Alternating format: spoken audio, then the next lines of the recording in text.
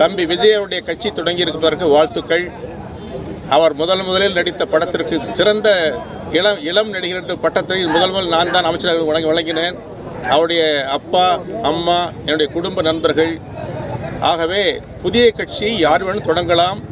இந்தியாவில் இருக்கிற அனைத்து நண்பர்களுக்கும் அந்த உரிமை இருக்கிறது. அந்த அடிப்படையில் அவரை தொடங்கிற கட்சிக்கு வாழ்த்துக்கள். நன்றி சார். உங்கள் பாப்பா மஞ்சரி உங்களிடம் சொல்ல விரும்புகிறேன். பாஜக தலைவர் அண்ணாமலை தற்போது இதே போல் ராகுல் காந்தியை பார்த்து காப்பி அடித்து இந்த பயணத்தை எண் மக்கள்னு ஒரு பயணத்தை மேற்கொள்கிறாரா? இப்போ சொன்னீங்க இதுவரையிலும் 7500 கிலோமீட்டர் தூரம் ராகுல் காந்தி பயணிக்கிறாரு. ரெண்டாவது இது பண்ணுறாரு. இப்போ இவர் இந்த இதை எடுத்திருக்காரு, நானும் போகிறேன் அப்படின்னு சொல்லிட்டு. அதுக்காக முதல்வர் பிரதமர் இதுக்கு அதை முடிச்சு வைக்கிறதுக்காக வரப்போகிறாரு. அதை பற்றி என்ன சொல்ல வரும்? ஒவ்வொரு கட்சியும் தங்களுடைய கட்சியை வளர்ப்பதற்கு பல முயற்சிகளை மேற்கொள்ளக்கூடும். அதிலே நாம் குறை சொல்ல விரும்பவில்லை. ஆனால் தமிழ்நாட்டில் பாஜக கட்சி முன்னெடுக்க முடியாது. தமிழ்நாடு திராவிட முன்னேற்றக் கழக தலைமையில் காங்கிரஸ் கூட்டணியில் இருக்கிற தோழமை கட்சிகள் அனைவரும் முற்போக்கு சிந்தனையாளர்கள். தமிழ்நாட்டு மக்கள் மிகவும் பண்பட்ட மக்கள். அவர்களுக்கு தெரியும், நாட்டு நடப்பு தெரியும். குறிப்பாக பாரத பிரதமர் மோடி அவர்கள் வந்த பிறகு ஆட்சிக்கு வந்தால் 2 கோடி பேருக்கு வேலை தருவோம் என்று சொன்னார். இதுவரை நடக்கவில்லை.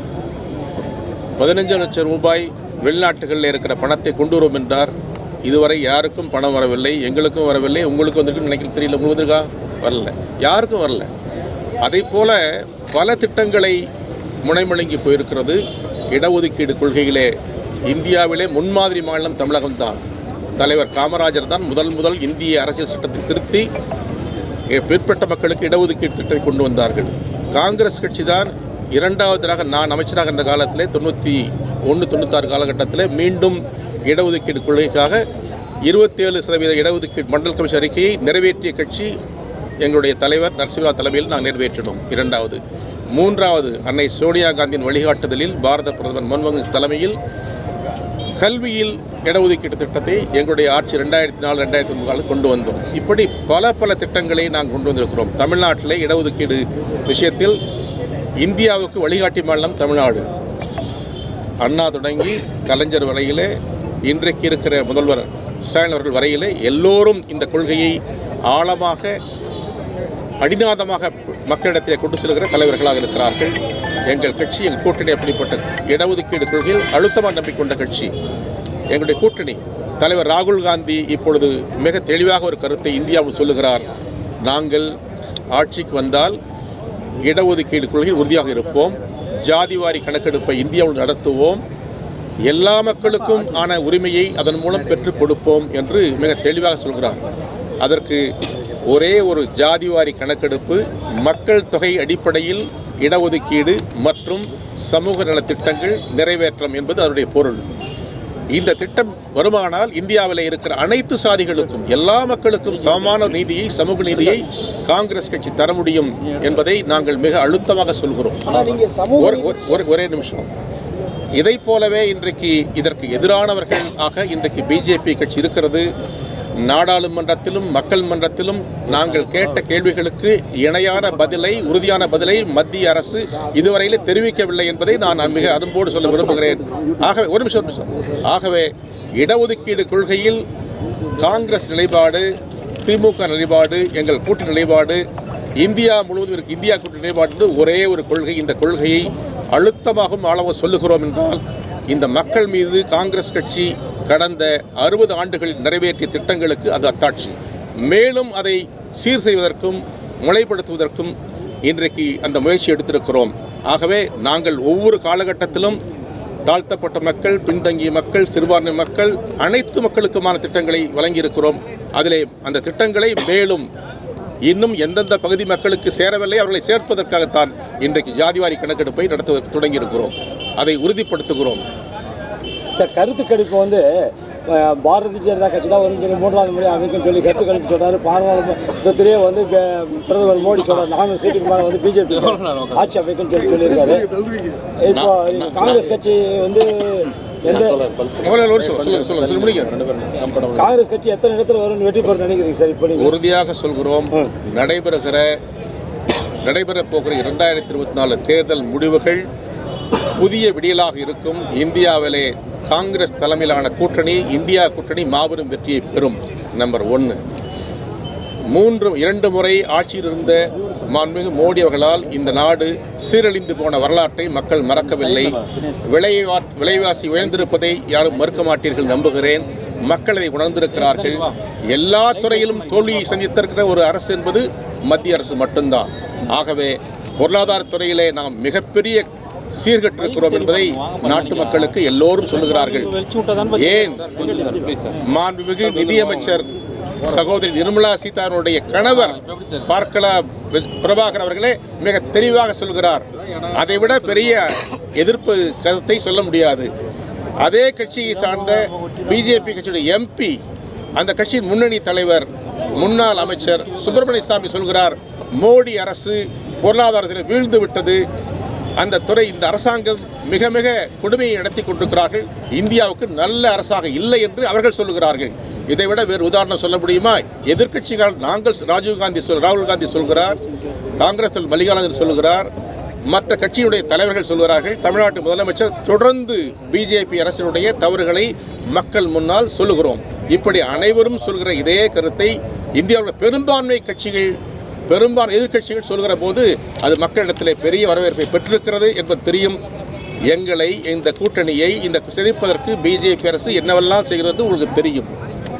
ஆகவே இந்த நாட்டில் ஒரு புதிய மாற்றம் வரும். அந்த புதிய மாற்றம் ராகுல் காந்தி அதற்கு தலைவராக இருப்பார்கள் என்ற நம்பிக்கையை நான் உங்களுக்கு சொல்ல விரும்புகிறேன். ராமஜென்மி பூமிக்கு போகும்போது ராகுல் காந்தியை கைது, இதே போல பல இடத்துல இந்த மாதிரி கலவரங்கள், பல்வேறு இதுகளை மக்களுக்காக போராட போறார் ராகுல் காந்தி.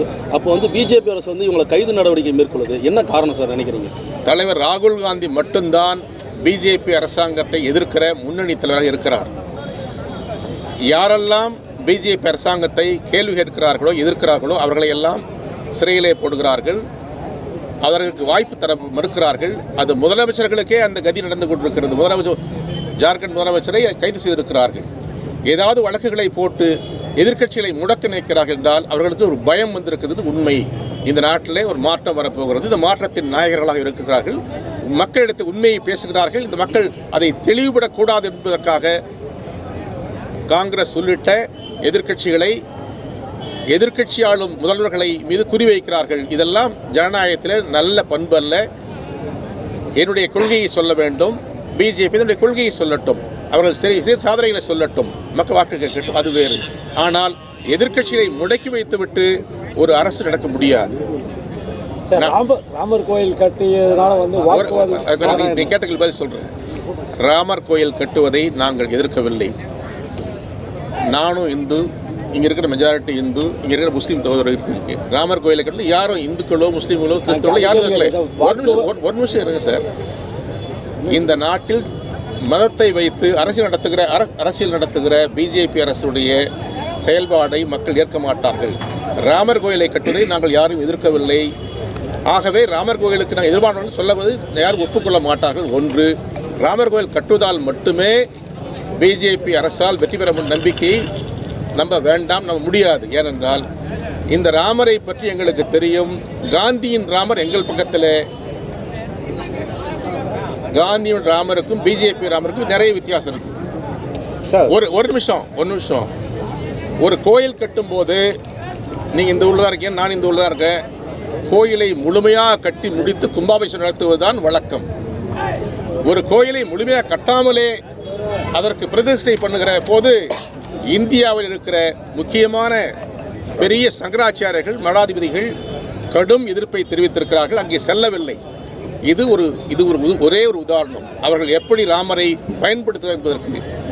இன்னொன்று சொல்கிறேன், ராமரை வணங்குவதையோ ராமரை கோயில் கட்டுவதையோ யாரும் எடுக்காத நேரத்தில் ஒரு கோயிலை எந்த மாதிரி புனிதத்துவமோடு நடத்த வேண்டுமோ நடத்தவில்லை என்பது எல்லாருக்கும் தெரிஞ்சு போச்சு இன்னைக்கு.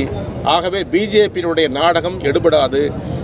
ஆகவே இந்தியாவில் இருக்கிற அத்துணை இந்துக்களும் கோயிலுக்கு போகிறோம், வணங்குகிறோம், அது நம்முடைய உரிமை, அதில் யாரும் தலையிட முடியாது. ஆனால் அவர் மட்டும்தான், மோடி மட்டும்தான் அதை உரிமை கொண்டாட நினைத்தால் அது செல்லாது, அதை மக்கள் ஏற்றுக்கொள்ள மாட்டார்கள். இதுதான் நடக்க போகிறது. காங்கிரஸ் கட்சி இத்தனை ஆண்டு காலத்தில் பார்லிமெண்ட் வரலாற்றிலே கூட்டணி கட்சி 7 சீட்டு வாங்கி இது மாதிரி கூட்டணி வச்சதா சரித்திரமே கிடையாது. இப்போ நீங்கள் 7 சீட்டு வாங்கி இப்போ கூட்டணி வைக்கிறீங்க, இதனுடைய உங்கள் நிலைப்பாடு என்ன சார்? 7 சீட்டு 8 தான் கேட்டுருக்காங்க.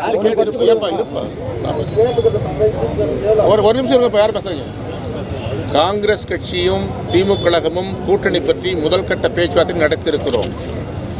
கூட்டணி பற்றி இறுதி முடிவை தமிழ்நாடு முதல்வரும் காங்கிரஸ் தலைவர் மல்லிகார்ஜுன கார்கே அவர்களும் ராகுல் காந்தியும் எடுப்பார்கள். அதற்கு பிறகு அதை பற்றி பேசுவோம். 6 சீட்டா 4 சீட்டா 8 சீட்டா 10 சீட்டா இப்போ எங்களை பொறுத்தவரையில், எங்கள் கூட்டணியை பொறுத்தவரையில் எண்ணிக்கை முக்கியமல்ல. தமிழ்நாட்டில் 40 இடங்களையும் நாங்கள் வெல்ல வேண்டும் என்பது முக்கியம். அந்த 40 இடங்கள் நாங்கள் வெல்லுவோம். 40 இடத்தில் யார் நின்றாலும் அவர்களை வேலை செய்வோம். 40 இடத்தையும் வென்று பிஜேபியை தமிழ்நாட்டில் தோற்கடித்து ஒரு புதிய வரலாற்றை தமிழ்நாட்டில் எங்கள் கூட்டணி படைக்கும். இந்தியாவுடைய கூட்டணியை வந்து பிரதமராக யார் வலியுறுத்திருக்காங்க? இந்தியா கூட்டணியில் யாருடைய பிரதமரை வந்து வலியுறுத்திருக்காங்கன்னு நினைக்கிறீங்க சார்? இந்தியா கூட்டணி தேர்தல் முடிவுக்கு பிறகு கூட்டணி தலைவரை தேர்ந்தெடுப்போம் என்று தெளிவாக நம்முடைய காங்கிரஸ் கட்சியின் தலைவர் மல்லிகார்ஜுன கார்கே அவர்கள் தெரிவித்திருக்கிறார்கள். எங்கள் ஒரு 28 கட்சிகள் இணைந்து இந்த கூட்டணி அமைத்திருக்கிறோம். எங்கள் கூட்டணி கட்சியிலே எந்த குழப்பமும் கிடையாது. இந்த கூட்டணி கொள்கை கூட்டணி, மதசார்பற்ற கூட்டணி, மக்கள் நன்மைக்காக கூடப்பட்டிருக்கிற கூட்டணி. ஆகவே எங்கள் கூட்டணி வேட்பாளர்கள் வெற்றி பெற்று நாடாளுமன்றத்தை வந்த பிறகு நாங்கள் அனைவரும் ஒன்றுபட்டு உறுதியாக ஒரு நல்ல தலைவரை நாட்டுக்கு அறிமுகப்படுத்துவோம். அதில் சந்தேகம் வேண்டாம் சார். ஒன்றிய பாஜக அரசு எதிர்த்து விவசாயிகள் போராட்டத்தை தொடங்கியிருக்காங்க. Very good. இன்றைக்கி அதை சொல்ல வரணும். அதுக்கு நண்பர்கள் கொடுக்கின்றனர். இந்தியா முழுவதும் இருக்கிற விவசாயிகளுடைய தோழராக காங்கிரஸ் இருந்திருக்கிறது. இன்றைக்கு விவசாயிகளுடைய நலனை கருத்தில் கொண்டு அவருடைய உரிமைக்காக இந்திய விவசாயிகள் டெல்லியை நோக்கி வருகிறார்கள். எதற்காக வருகிறார்கள் சொன்னால், இந்தியா முழுவதும் இந்திய மக்களுக்கு எதிராக, விவசாய எதிராக நடக்கிற பிஜேபி அரசை கண்டித்து அந்த ஊர்வலமும் பயணமும் டெல்லியை நோக்கி வருகிறது.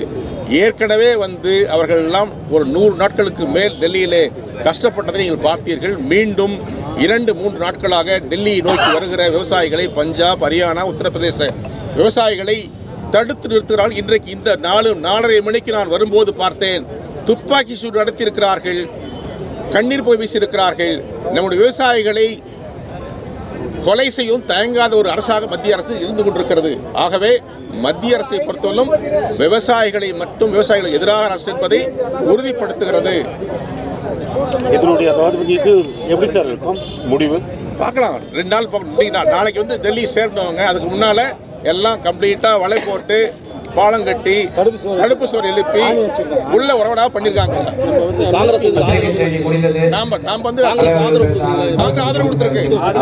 ஆதரவு கொடுத்திருக்கோம். எம்எஸ்பி அனௌன்ஸ் பண்ணிருக்கோம். 1 மணி நேரத்துக்கு முன்னாடி காங்கிரஸ் கட்சி தலைவர் மல்லிகார்ஜுன் கார்கே அவர்கள் பத்திரிகையாளர் சந்திப்பு எம்எஸ்பி அனௌன்ஸ் பண்ணிருக்காங்க. பத்திரிகையாளர் சந்திப்பு முடிஞ்சிருச்சா? இல்ல உடனே அனௌன்ஸ் பண்றாங்க. ஒரு அவமதிக்கிற மாதிரி பத்திரிகையாளர் சந்திப்பு இருக்கப்பவே பத்திரிகையாளர் முடிஞ்சிருச்சு. நான் முக்கியமான கேள்விகளே கேட்கவே இல்லை. ஒரு நிமிஷம்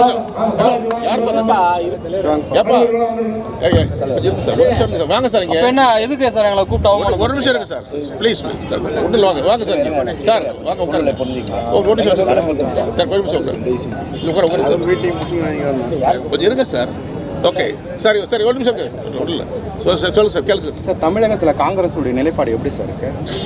தமிழக காங்கிரஸ் இந்திய தேசிய காங்கிரஸின் அங்கமாகவும் தமிழ்நாட்டினுடைய மக்களுடைய உரிமைக்காகவும் தொடர்ச்சியாக பாடுபடும். ஒன்று, தமிழக காங்கிரஸ் அகில இந்திய காங்கிரஸ் ஒரு பகுதி.